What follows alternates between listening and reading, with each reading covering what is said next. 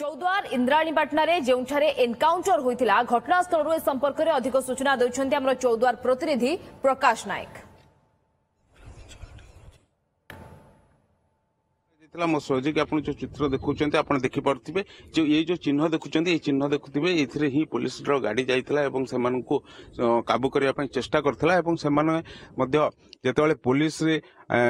गोड़ौला पीछा करथिला से समय से पुलिस ऊपर को गुली करथिला पुलिस गुली करथिला साइंटिफिक टीम आसला घटनास्थल रे से इन्वेस्टिगेशन करिछि। गत काली जो एनकाउंटर हला सेतरे गुली पुलिस गुली रे तांकर गोडरे बासथिला दुई अभियुक्त माने आहत होई तांको कटक एससीबी को निया जायथिला बर्तमान सेटर चिकित्सित अवस्था अछंती। तो सबठार बड़ कथा कहबा जे सेमाने ए स्थान को किभली भाबरे आसिले एवं एठिके सेमाने काहेकि आसथिले एठी आसी सेमाने अपराधर योजना करथिले ना सेमानकु पीछा करी पुलिस आसथिला ये सब घटना स्पष्ट होई नै। जदियो तो कमिशनर पुलिस आ किछि समय परे होते घटना स्पष्ट करिवो तबे जदि कहबा जो दुई अपराधी अछंती दुई अपराधींकर नारे विभिन्न थाना रे मामला रही ये हूँ से स्थान गत काली विलंबित राति से आसी इटार ही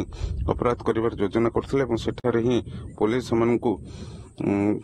धरने चेष्टा करता दुई पुलिस और अपराधी भितर गत काली जो भाव में कटास और जुबुलांकर भितर जो भाव में छक्का पंचा चली से पुलिस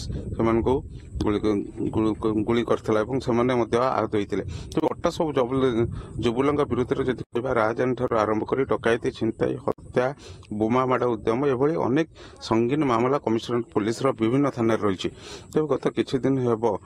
गैंगस्टर सहयोगी मत से जना पड़े सबुठ बड़ कथा हो सहित आउ किए रही ये दुई जन आउ को मामला रही पुलिस पूरा तदंत प्रक्रिया चलई कि